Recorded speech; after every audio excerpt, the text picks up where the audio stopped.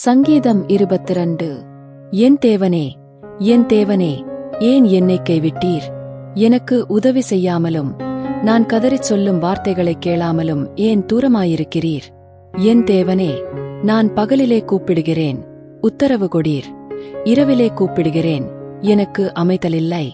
இஸ்ரவேலின் துதிகளுக்குள் வாசமாயிருக்கிற தேவரீரே பரிசுத்தர். எங்கள் பிதாக்கள் உம்மிடத்தில் நம்பிக்கை வைத்தார்கள். நம்பின அவர்களை நீர் விடுவித்தீர். உம்மை நோக்கிக் கூப்பிட்டுத் தப்பினார்கள்.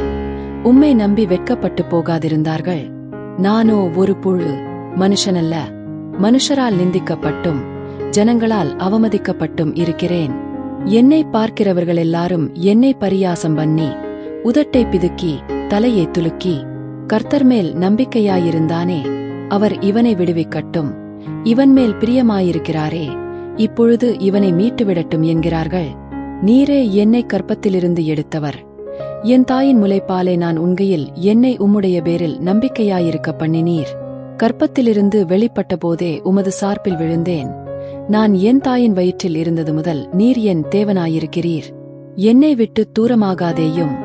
ஆபத்து கிட்டியிருக்கிறது, சகாயரும் இல்லை. அநேகம் காளைகள் என்னைச் சூழ்ந்திருக்கிறது. பாசான் தேசத்து பலத்த எருதுகள் என்னை வளைந்து கொண்டது. பீறி கெர்ச்சிக்கிற சிங்கத்தைப் போல் என்மேல் தங்கள் வாயைத் திறக்கிறார்கள். தண்ணீரைப் போல ஊற்றுண்டேன், என் எலும்புகளெல்லாம் கட்டுவிட்டது. என் இருதயம் மெழுகு போலாகி என் குடல்களின் நடுவே உருகிற்று. என் பெலன் ஓட்டை போல் காய்ந்தது. என் நாவு மேல்வாயோடே ஒட்டிக்கொண்டது. என்னை மரணத்தூளிலே போடுகிறீர். நாய்கள் என்னைச் சூழ்ந்திருக்கிறது. பொல்லாதவர்களின் கூட்டம் என்னை வளைந்து கொண்டது. என் கைகளையும் என் கால்களையும் உருவக் குத்தினார்கள். என் எலும்புகளை எல்லாம் நான் எண்ணலாம். அவர்கள் என்னை நோக்கி பார்த்து கொண்டிருக்கிறார்கள். என் வஸ்திரங்களை தங்களுக்குள்ளே பங்கிட்டு என் உடையின் பேரில் சீட்டு போடுகிறார்கள். ஆனாலும் கர்த்தாவே, நீர் எனக்கு தூரமாகாதேயும். என் பெலனே, எனக்குச் சகாயம் பண்ண தீவிரித்துக் கொள்ளும்.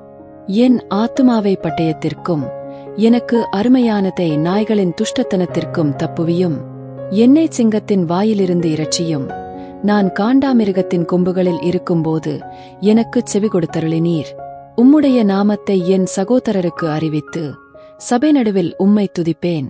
கர்த்தருக்குப் பயப்படுகிறவர்களே, அவரை துதியுங்கள்.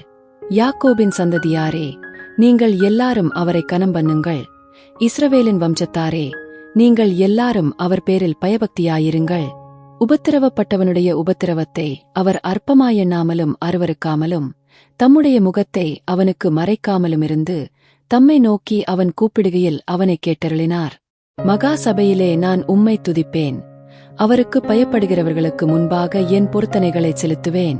சாந்த குணமுள்ளவர்கள் புசித்து திருப்தியடைவார்கள். கர்த்தரை தேடுகிறவர்கள் அவரை துதிப்பார்கள். உங்கள் இருதயம் என்றென்றைக்கும் வாழும். பூமியின் எல்லைகளெல்லாம் நினைவு கூர்ந்து கர்த்தரிடத்தில் திரும்பும்.